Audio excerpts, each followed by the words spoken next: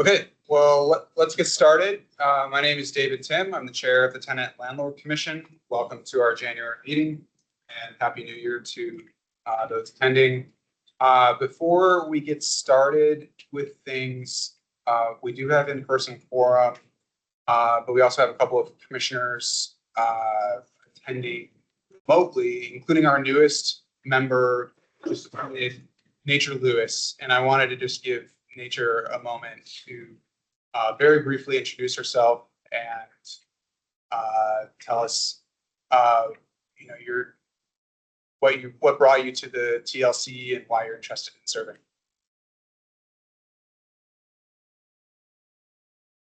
I think you're muted in Nature.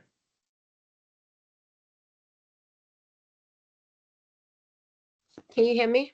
Yes. Okay. It was the headset, unfortunately. So as you stated, my name is Nature Lewis. I'm new to the Arlington area, but I used to live in Alexandria. What brought me to the TLC, I was just interested in doing more in the community. I want to stay in Arlington long term. So unlike when I lived in Alexandria, I just want to be more involved in what's going on in the city of Arlington. I have about 10 years experience working as a tenant attorney in Arizona, which is where I'm licensed. I'm currently awaiting my DC bar license. The application is in and it's pending. And I'm hoping to get involved in housing in DC, one of the nonprofit organizations. So I just thought this would be a good way to kind of give back to the community that I'm living in right now. And I'm very excited to be a part of this. Yeah, and we're really excited to have you, especially because of that background. I will just say that I waved in to DC from Virginia, and it took me a super long time. So I hope it goes faster for you. But that was years ago. So Yeah. All right. I don't think we have any public comment, but I will pause for a moment to ensure. Yeah, there's no one on who can be publicly commenting. Unless one of the commissioners has a burning issue, which is not unprecedented. I will just say, I think it's indicative of the weather that we don't have any public comment. I know there's a lot of rules about when we can move things virtually online, but So I think if anyone had a pressing issue, it would have to be really pressing to go out in the weather today. They're complaining about the snow and the sidewalk. Right. Yeah. And we did try to shift things. So we did try to shift things fully virtual today, and I'm sure it will shock.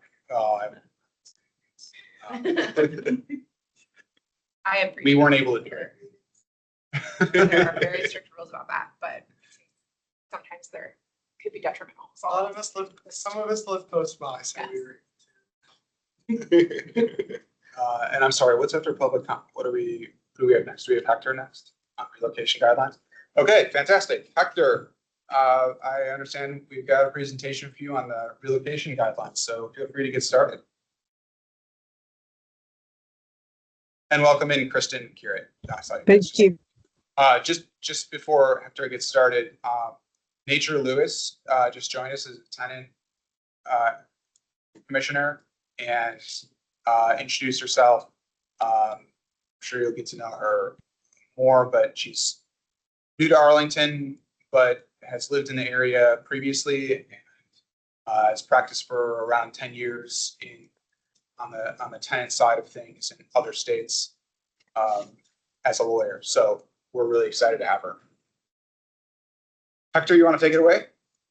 Yes. So basically, what I'm going to do is a small presentation to the commission on what is the relocation process. So in this, we want to know what it's involved. There are three organizations that are involved in relocations.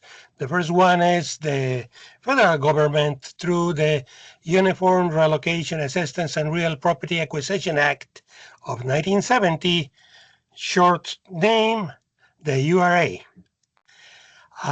Then we have the Code of Virginia 55.1-1410, that it's notice of termination of tenancies, and this includes changes in multifamily residential buildings. So That's the other part. And the last is the Arlington County Relocation Guidelines. So we have those three that involve in relocation. The Relocation Act, the URA, basically is required for all federal investments or whenever federal money or project is involved in regards to acquisition, rehabilitation, or demolition. It establishes the minimum requirements for the acquisition and the assistance to the tenants or owners on this.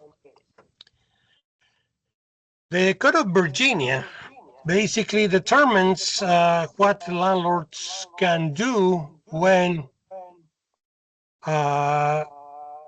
their conversions to hotel, motel, condominiums, it's going to be demolished or it's going to be sold. And the requirements are very simple. It's a 120-day notice if you are a leaseholder or you are on a lease agreement. And the other one is the 30-day notice on a month-to-month tenancy. So basically, if all the tenants in the property are month-to-month, the landlord can just give the notice of termination of 30 days, and that's all it's required. Hey, Hector, really quickly, could you mute your computer? I think we're getting some feedback. Or sorry, Curate.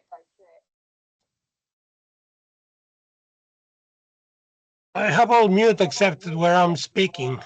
Yeah. Curate, could you mute yourself?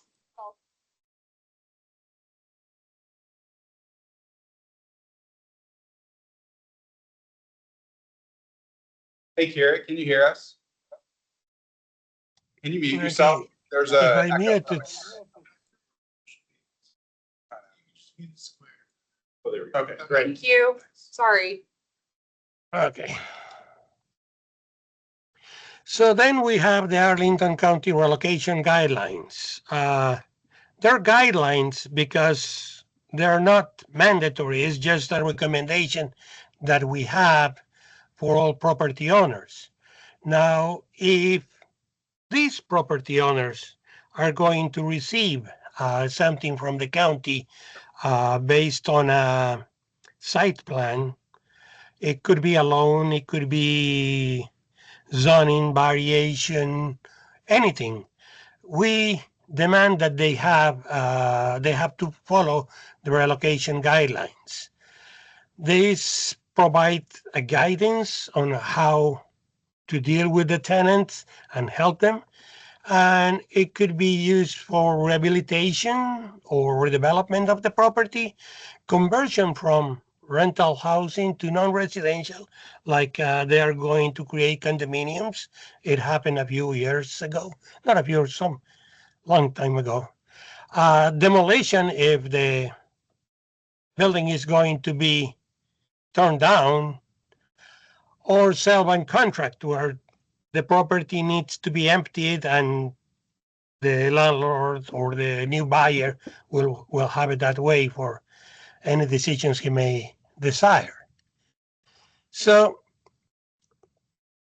the guidelines require that the developers or owners consult with staff to see what they need to do, that they communicate their intent regarding to the property to the tenants, that they develop a relocation plan and they provide the tenants with at least 130-day notice before termination.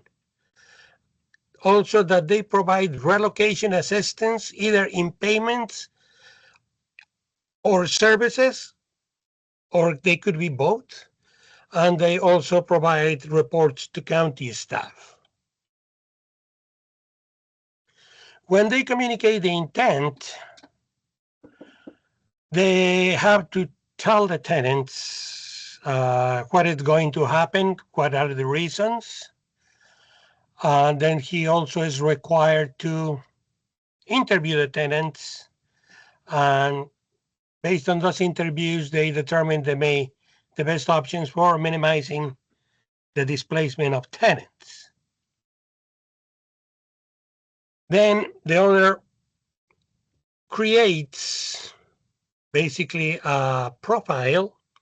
They don't need the interviews to create a profile. Basically, they do have the information at hand because the profile requires families that are living and who is living there. So they already have that based on the lease agreements.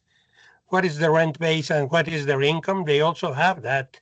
What is the composition of the family? All that it's required in the profile, they already have it. And they create this profile, and this helps them determine how are they going to use that in the relocation plan.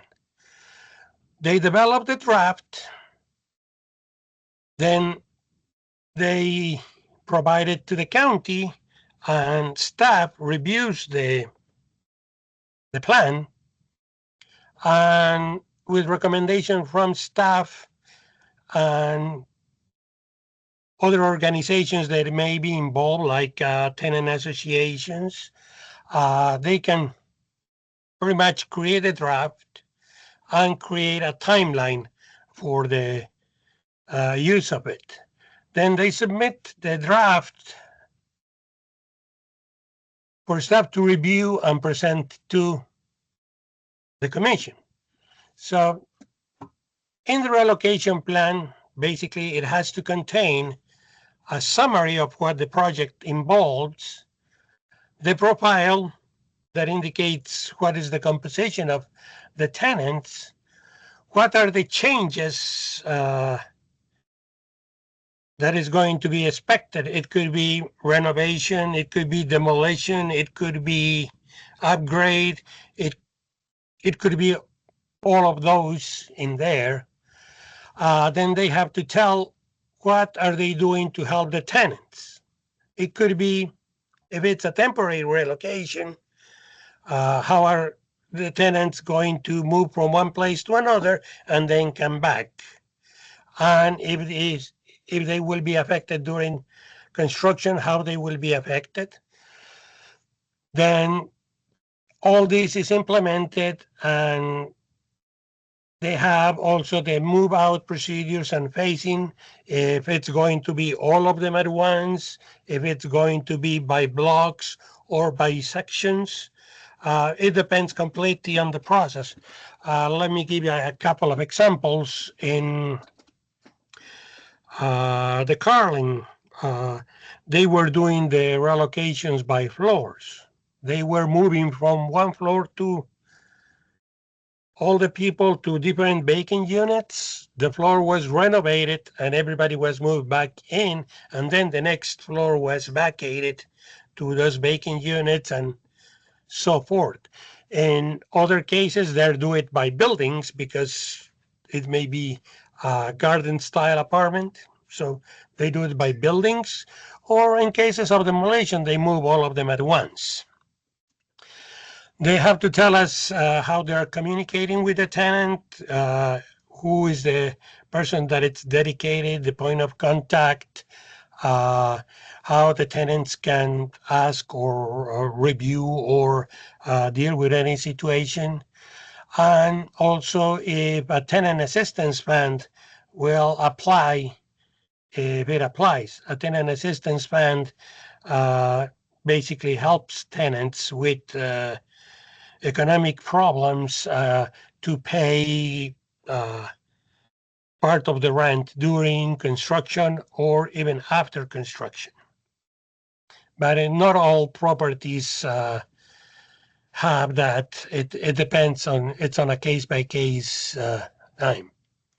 So once the relocation plan is completed, or at least the basis of it, the owner will have to effect a tenant meeting. This meeting has to be at least 2 weeks before the main commission meeting. And this is where the landlord informs them how the plan is developing, what are the actions that are going to be taken, how they contact, and they also tell them that they're going to be presenting the plan at the commission. So if they want to participate, they could. And then they come to the commission. The commission sees the relocation plan.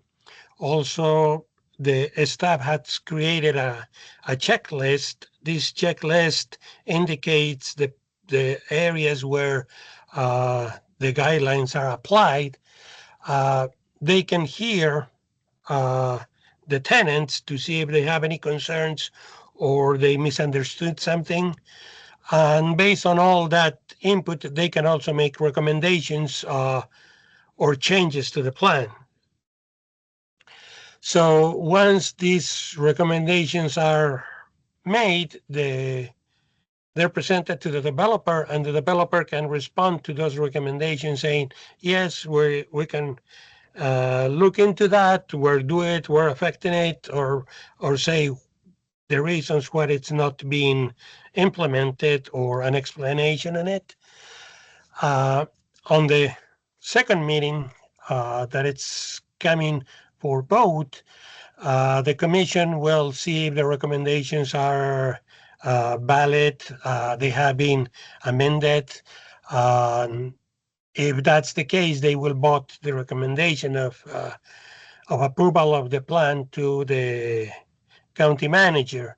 And they do that by doing a recommendation letter that it's sent to the county manager or his designee. So in this, we have the roles and responsibilities of everyone. The tenant has to work with the landlord and staff and the commission to ensure needs and the process is clear.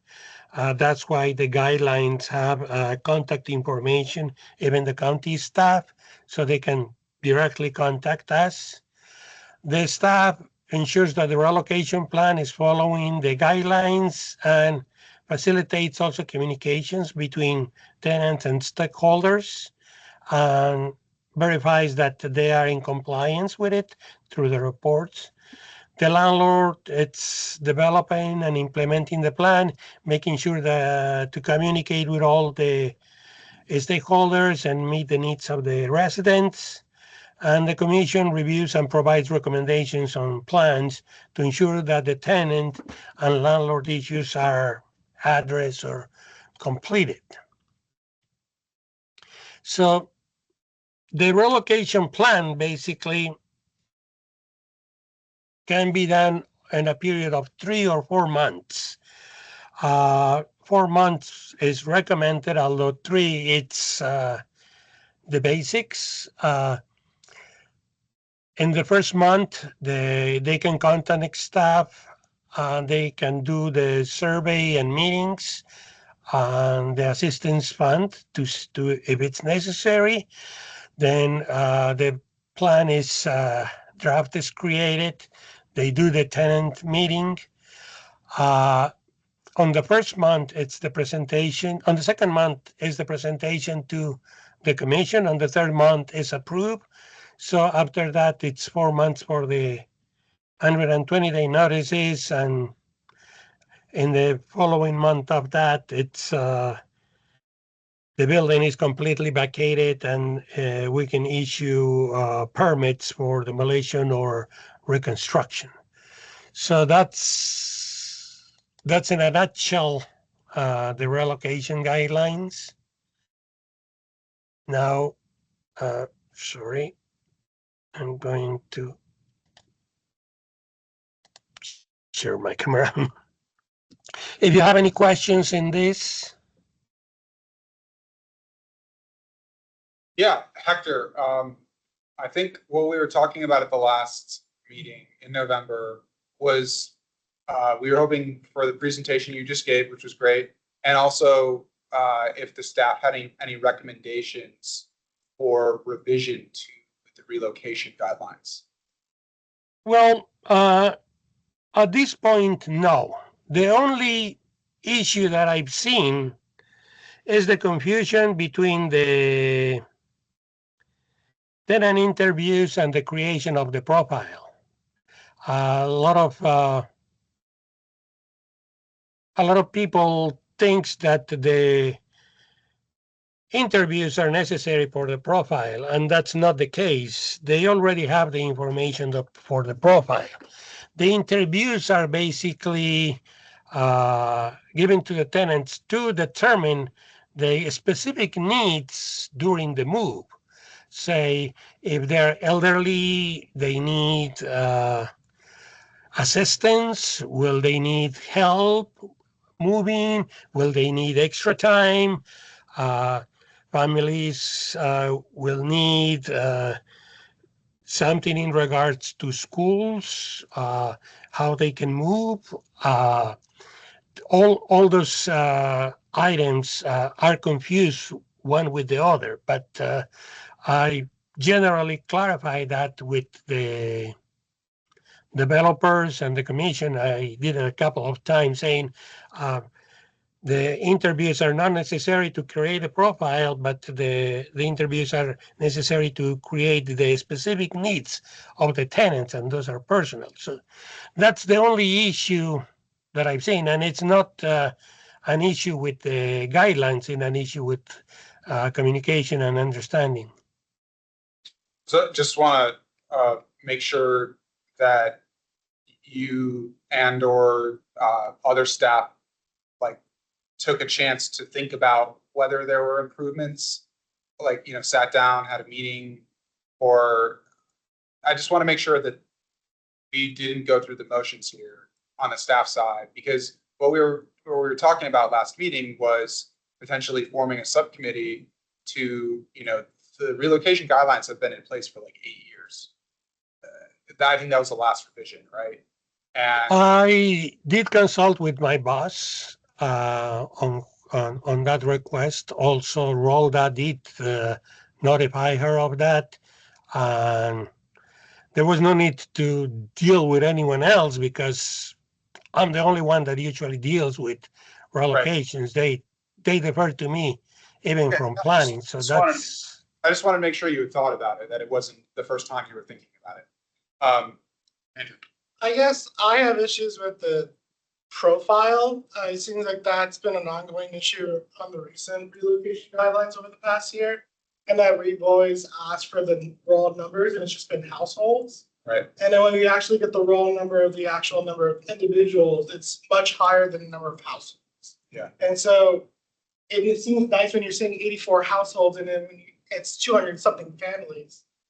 That's a difference when you're considering approving of a plan. Mm-hmm. And also, I don't like that the presentation that you provided us also assumes that we're rubber stamping the plan on the second vote. That's kind of tying our hands legally, and I don't believe you should assume the commission will take that vote every time on the second month for a reading of the vote. Yeah, we do see that pretty frequently. They'll have relied on the fact that we will approve at the second meeting, based on their own like timeline for construction or. Correct, and that's binding us, and I don't believe the commissioners were independent. Yes, we understand the staff have worked closely with the developers, and there's timelines and construction, but we're also here to be independent of staff and to protect the rights of the community as well. Yes. Before the relocation plan has to be presented as part of the site plan at the same time. So everything was done. They heard the presentation and they had to vote at the same time, the same day. So that was changed. So it gives it one session for presentation, and that's what the recommendations are made. So the developer will act on that.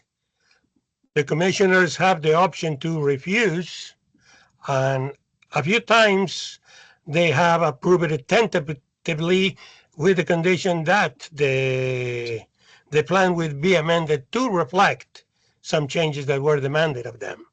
It's not the first time with this commission that that happens. It had happened with several commissions before that.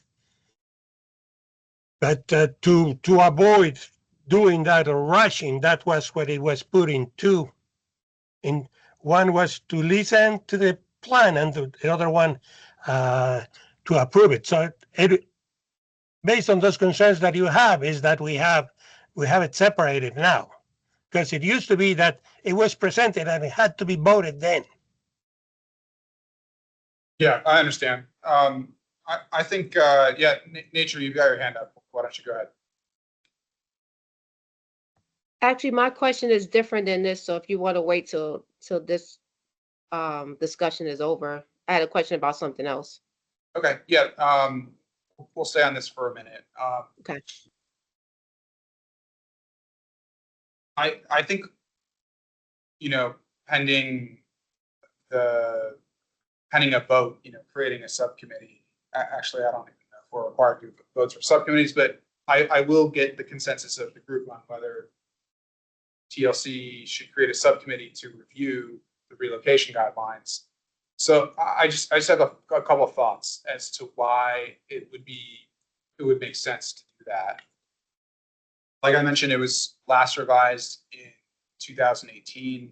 So it's been, you know, almost a decade. And I assume by the time we finish any you know, formal recommendation, it would be, you know, even closer to 9 years. So I think it should be revised for a couple of reasons we've discussed already. One of the things that I think could be an opportunity, we've talked about the, I guess I'll just continue to refer to it as the Gold Star program because we haven't come up with a better name for landlords. I think that there's an opportunity here for us to integrate like different, you know, there are minimum requirements, and then there are things that we see in relocation plans where the TLC goes, wow, like we really think that they went above and beyond the requirements, and in such a way that, you know, is really benefiting the tenants and would ideally happen in every case, right? I think that the relocation guidelines could be revised, not necessarily to change the minimum requirements, but to include sort of like reach goals for landlords that could tie into, you know, what eventually becomes the quote unquote Gold Star landlord program, where if landlords are meeting those higher thresholds, then, you know, they're automatically included, or, you know, there's some future iteration there. I think that would be an interesting thing to explore at minimum. And, you know, there are some items of like confusion about the tenant profile, things like that, that could be pretty easily sorted out if I'm not mistaken.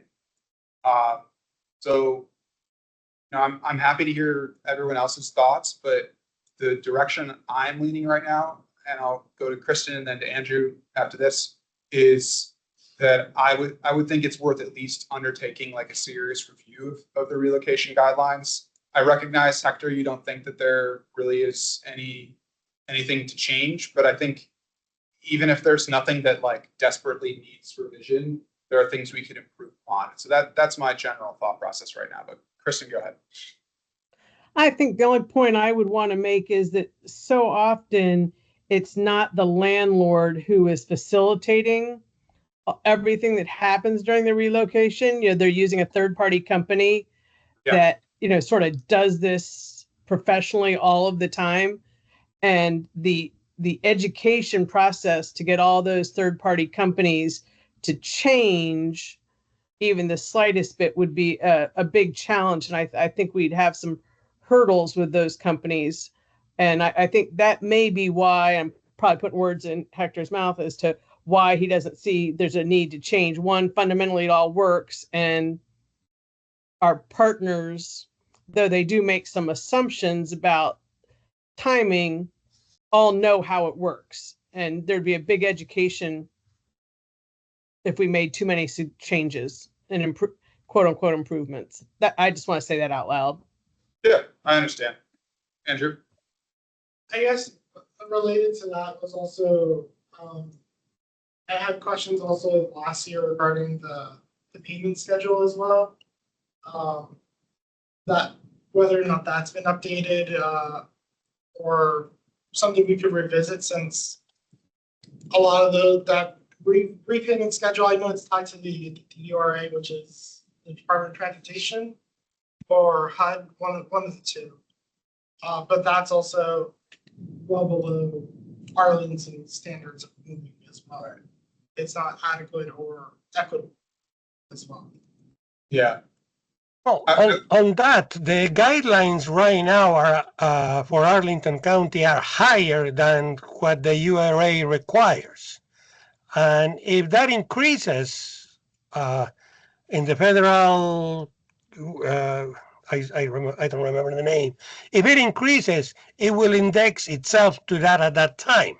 So it will never be lower. Right now it's higher. But if it increases in the future, we will be indexing ourselves to that amount. So we already have a higher amount than the federal government. That's my take on it. Nature, I saw you put a question in the chat just for future reference. Unless you need help, we don't use the chat on here because of FOIA reasons. So yeah, so public comment reasons. So just ask you to say your question out loud, if you wouldn't mind. Okay, well, sorry about that. No worries, no worries. Yeah. So my question is actually about a different part of relocation policy, the rehabilitation. What happens or what has occurred when there's an emergency? So say, for example, the landlord states that the mold issue in the building is related to plumbing all around the building, and they need to do a whole different, like they need to change everything, and everyone needs to move out in order for them to revise the plumbing. What has occurred in that, or what should occur? Because the timeline seems long. They have 3 months before the 120 days of notice. And if there's an emergency and people need to be removed quicker than that, then what happens with the relocation process? Okay, in what you're presenting, there is no relocation process. Okay. Okay, so that's basically an emergency, and in an emergency, they can act and do that without any permission, authorization, votes, or anything. They can take tenants and move it. There was an issue with an apartment complex in, I think it was by Rhodes Street. There was a cave-in. The whole building was condemned. They moved all the tenants to a hotel for the duration, and then it was fixed. It doesn't involve relocation. That's an emergency procedure. So what you're saying is emergency is not part of a relocation plan or anything like that. So should you have in the relocation policy some distinction between rehabilitation and an emergency? No, because you see, the relocation plans is only done through some process. Okay. If an emergency happens, it doesn't involve itself. Okay, sounds good. Thank you. Good question, but I'm open to hearing if anybody else has thoughts on this. I totally understand Kristen's point. I think, this year we're also going to talk about the Gold Star Landlord program, and we're going to talk about a charter review. I think, relocation plans is like one of the things that's in our charter. And I think it makes sense to at least undertake a review. And, we can always like have debates about, the impacts after we take a closer look. And I feel like one of the things that happens often here is that I don't think anybody was on the commission. Well, maybe barring Kira, maybe Kristen was. Before I joined in 2019, I think it's just the two of you who were here when it was last revised. So I think there's good reason to at least look at it. But again, you know, this is I'm all for consensus building. So if the majority doesn't feel that we should take a look at it, then you know, I'll respect that. Hear it. Yeah, I agree with what you just said. And just the history is that what Hector just explained, we did not have the 2-meeting policy. We adopted it. So we changed the plan at a certain point because we had a landlord come in with a complicated 40-page plan that had changed on the night of the meeting, and they asked the commission to make a decision that night. And after that, we decided that this is not a good policy, that we have what Hector just explained, the listening meeting and then the approval meeting. Even if many times we don't have a lot of changes to the plan, we still have an opportunity to. So I think that's an example of something that we changed. And so I think taking a look at the plan, especially for some of the new members, is a good idea. Anybody else want to weigh in? I agree. I think anything from then till now should be revised and looked at because there's just been a lot of changes in terms of the payments. I didn't get a chance to look at it, but I would imagine the cost of living has gone up significantly since 2013. But every guideline I think should be looked at least every 5 years, just standard. Yeah. Okay. So I think let's move let's table this for the moment, unless Hector, you have anything else to add. By the way, thank you for your presentation. I appreciate it. No, I don't have anything else to add. Thank you. So the other 2 items are the Gold Star Landlord Program discussion and the charter review. Am I missing one? Well, it's sort of like, yeah. Yeah. You know, so I don't recall, when was the last time the charter was released? 2021. Okay. Yeah.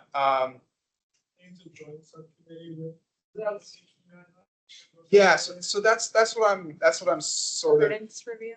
contemplating. Constitutional. We don't have the same respect for the founders of our charter, the United States Constitution. We have more respect. Because we're one of them. I suppose. But I do think, you know, one of the main questions here as we enter a new year is, okay, what are we focusing on as the TLC? Charter is something that we've looked at while I've been here in the past, but I don't remember looking at it. It's been a while. I don't remember looking at it so closely, and I think it would be worth like conducting, you know, some meetings with other entities and commissions, like housing, because I think that there's, you know, possibly some like overlap, first of all. Second of all, there's opportunities for like coordination, and I still think we probably don't, and this is, you know, something that I'm responsible for, but I don't think we coordinate quite enough with Housing Commission. And so I think it's at least a worthy thing to look at. And the relocation plan is part of that because it is like our one true, like we get to decide, we get final approval within our charter. Like relocation plan is really it. And, you know, we've explored in the past the idea of creating like mediation or arbitration other than, you know, just simply through the public comment process. I think that, you know, those attempts have I think it makes sense that we don't actually create any sort of like binding arbitration panel here with the TLC, given just the way they. So I did, it was like a nerd the last quarter and I looked into this. So there's one jurisdiction in the community that does have that, and it's Montgomery County. Oh, interesting. So their commission is actually judges. Oh, really? They're justices. And so they have their arbitration judges. That's very cool. So they could mandate, I think, up to 5 or 10 grand. They were small, like a small claims court. Yeah, yeah. I think that's a very interesting concept. They're they're the only one though. In Virginia, did not see one in the immediate Nova jurisdictions. So it might be just a Maryland court of law. I don't know if Virginia law permits it. We had a subcommittee explored a few years ago, and I don't remember if we ever got a report from it. Yeah, I think. Oh, yeah, Chris. Right. But I do think that it's possible that we could, become more robust at our public comment function.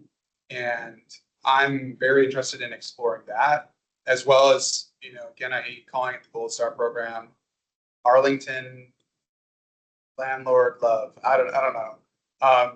We'll get something. We'll find something. Someone will come up. Someone more creative than me will come up with a good name. Someone who does branding. Exactly. But I think that the subcommittee could just be one subcommittee, and take it month by month. Maybe start with the charter, go to the relocation plan, and be thinking about the Gold Star program all the way through. Because I do think that the Gold Star program would be a really cool initiative that we could key into other commissions and, some of the previous reports we've done last year, like on data sharing, for instance. Like I think that we need to keep pushing on the data sharing and potentially integrate with some more outside stakeholders. So that's what I'm thinking in terms of subcommittees this year, but I do want to just open it up and hear if anyone else has other ideas about what they would like 2025 to look like for the TLC. So I will allow a moment for people to think about it.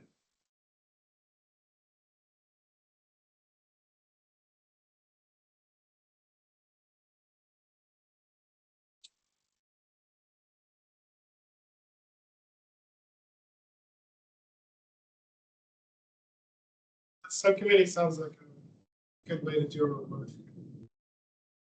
Behind the scenes, since I'm sure there'll be a lot of other things coming through the pipeline, especially since I know we'll have Barcroft phase 4, I think, coming forward soon. Yeah. And I'm sure there's other developments as well. I'm interested in the governance aspect just because I think it'd be a better way for me to learn Yes. the basics. And I love part How of we the do procedure and things. legal So, vehicles, so. I like the idea. Yeah. Okay, sounds like we have 2 early volunteers for Yeah, I'll the. be on it. Great. I don't think we will be arbitration judges. I'd love to be an arbitrator. Don't worry, I'm not. No one will give me that power. I'm not signing anyone up to be on. Don't worry. Is there anything else that people would like to see in terms of meetings, from staff, from other outside entities as we progress through the year? Something that I'm always terrible about doing is developing like a really robust work plan for the year. It And was transformative attending the Tenant Summit last June. I was wondering if there's a landlord iteration of that. Because that would be interesting to also, and insightful to attend if there is something along those lines. I think when we met with Russell last July or so, he mentions they would speak about Inspire, the new HUD guidelines, but I don't know if that ever occurred in October or so. Like, yeah, roll this, say no. No, I think I had reached out to DHS and they indicated we had to put that on hold. They had to put it on hold. Because it hadn't been completely finalized. So they didn't want to get ahead of that. So I will check in with Nicole and yeah, so that was definitely going to be something we can do. I can follow up with those medicine estimate to the backup. Sounds good. And then the only other thing is you were talking about that whole STAR program, and it's just, just a very early conversation. It's a tenant bill of rights, renters bill of rights. So some background work is taking place on that. And Jennifer was thinking that, once we look at that, once the team looks at that staff, they can then perhaps present it to TLC. That could form a basis for STAR. Yeah.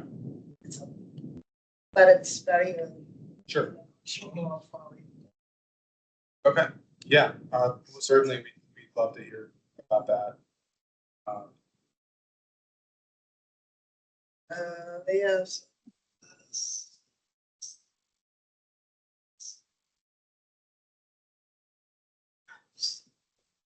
Look at that. Okay. And then the last thing on my mind was, I think we've talked about this in bits and pieces previously, but to the extent that there are like tenant-led organizations at large landlords or small ones as well, I think it would be good to reach out to them. I don't know how many there are. Doesn't Barcroft have one? We can probably get an update on that. I'm not sure how well it's going. Yeah. They had tried to form something, but there's the whole energy. Yeah. But we can. Give us more news from helping formation of that. Maybe how it's going to happen. Find out who the lead is and help them. Right. Yeah, that'd be good. Let's put it on the list. Any other business from commissioners? I think we will form one subcommittee unless people are thinking differently than I am right now. And it'll just be basically charter review, relocation guidelines review, and in combination, like an investigation of what this program could look like or should look like, or if it should exist, all those fun questions. Anything else? I'll just say I virtually went to the Virginia Poverty Law Center's legislative kickoff this morning, and they had a nice section on tenants bills to help tenants. So if you're interested, you should check out their website and sign up for their newsletter, and they'll send you alerts about how you can testify in support of bills or submit comments to your lawmakers. And I know our local folks are committed to supporting those bills. So I was wondering if we wanted to invite some other, as you were saying, organizations, there's a joint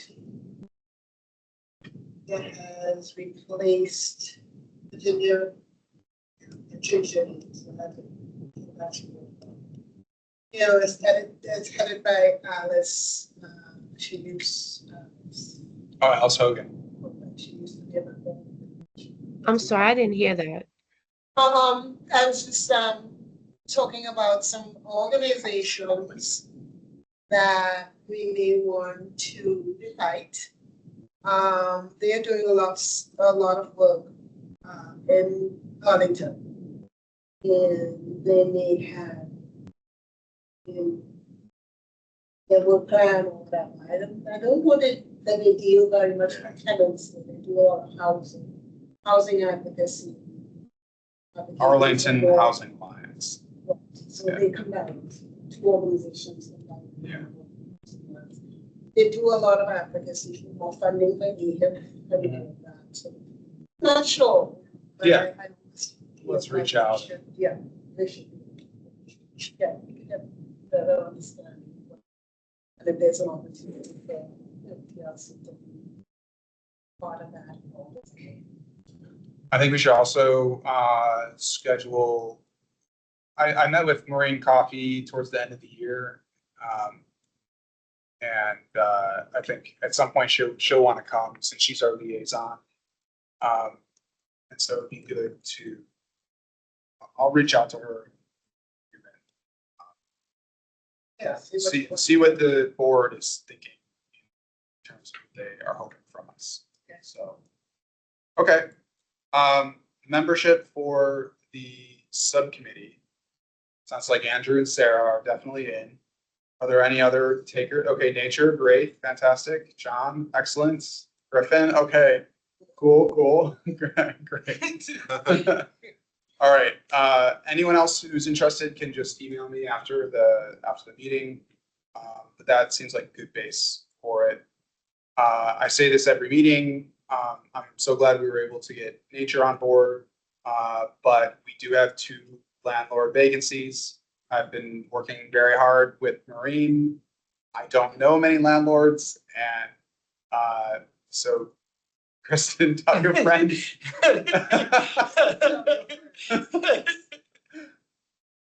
I tell you, I've asked around. I'm on the board for the Northern Virginia Apartment Association, and we've had a hard time filling our board, which is made up of all landlords. Yeah. Yeah. Well, it's something that, I'm like, I really regret that we don't have a full landlord commission, and I just think it's sort of like antithetical to the constitution of the commission to leave those spots unfilled. But I don't know what else to do about it. So again, I would, I can't be I'm a beggar, so I can't be a chooser, but I would love to get a landlord that has like a couple of properties. I think that would be such a cool addition to the TLC. A small landlord that could provide a unique perspective on their experience in Arlington. But I think that's everything I have. Does staff have anything? So there was just the AIA report, and there were comments and Oh, yeah. everyone was stop and sorry, there was something missing. You sent an update. I did by adding names. That's. Yep. Okay. I didn't get to see the updates. I didn't know. So that was the update, adding the names. But it's basically a summary by the year and kind of report of what we did for the year as a commission. And then I added the tracking comments, public comments. Okay. Yeah. So Why don't we? That's still the old one that's up there. Yeah, I had Hector's doing it. But We approved the, I I guess, The old I name. moved to approve. Report as amended. Yeah, the amended report that Rhoda has. I second. All any opposed? What do you mean? Approval of the urine report isn't a vote? Okay. Oh, it doesn't. Okay. No, you're right. Thank you. I skipped that. I move approval of amended. Introducing. Thank you. Any opposed? Oh, sorry. Can I get a second for? Second. All right. Is anyone opposed to approval of the meeting minutes from November 2024? Fantastic. Hearing none, the motion passes. I guess we won't vote on the year-end report, but I will. I will look any comments that we know. Yeah, if you have any comments, provide them by. It's been very funny. We've never been asked that before, but I noticed that it is in our guideline. It's in the Charter. well, it's in the charter and then it's in the what what all staff liaisons, their policy book or whatever it's called. But, so we do it as a matter of Well, formality. let's set Friday as a deadline, Friday at 5 p.m. for comments on the year-end report. If you have anything to add, send in an email. Yeah. Thank you. Okay. Good. Fantastic. Commissioners, anything else? Rhoda, anything else from staff? You just. No. Okay. So I didn't think, because I was driving. You in the study group, right? Yeah. During the meeting, they just kind of asked, introduced ourselves, was really just kind of like, the kind of meeting. Great. Keep us. There's one more thing. Every year we get invited by Community Development Advisory Committee, CIDSAC, to nominate a member from TLC. They've got an opening on the commission for a TLC member. So I need to put that to the commissioner, that if someone is interested, I can send their charter if or what the function purpose of that person on that committee. What's the committee? Communities, yes, it's that. Community Development Citizen Advisory Committee. Is Tim Downing still the chair? No, but he is. Laura. Yes. Used to. I think he is vice. Okay. So that is an open invitation. If you're interested, well, I guess to all of the commissioners, just follow up with their charter and like a description of why. That'd be helpful. And if you're interested, then just respond to that email and let Rhoda and I know if you're interested in serving. Oh, I Kristen. didn't hear it. I'm sorry. I didn't. Go ahead. You didn't hear about the Community Development Citizen Advisory Committee? No, it's going in and out. The sound was going in and out. So Okay, so there's I'm- another commission called CIDSAC, and they have like a permanent spot for a tenant landlord commission member. And I think we haven't put someone on for a little while. And so we need to renominate. We need another volunteer for someone to attend their meetings as well and serve as liaison between the two commissions. So to the extent you're interested in that, Rhoda is going to send around their charter for that commission and, just a brief description of what it entails. But it'll be attending meetings like ours. I think they're obviously at a different day. Yeah, it's the first Wednesday. Yes, your first 2 Wednesdays of the month are taken in that case. All right, I think that's everything. Follow up to. One concern, the elevator.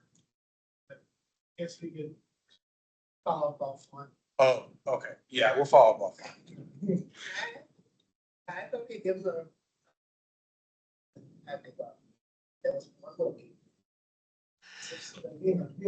When you're speaking, the voices come up and down, so You guys got to we're carry not it. hearing very clearly. Okay. It must be, I'll find out. I guess you gotta project, use our outside voice. Yeah. Yeah. Okay. All right. Well, can I get a motion to adjourn? And a second. All right. Any opposed? Hearing none, that concludes the January 8th, 2025 meeting of the Tenant Landlord Commission. Thank you very much for attending. Hey, Nature, if you have any questions about anything that is happening, feel free to just reach out to me.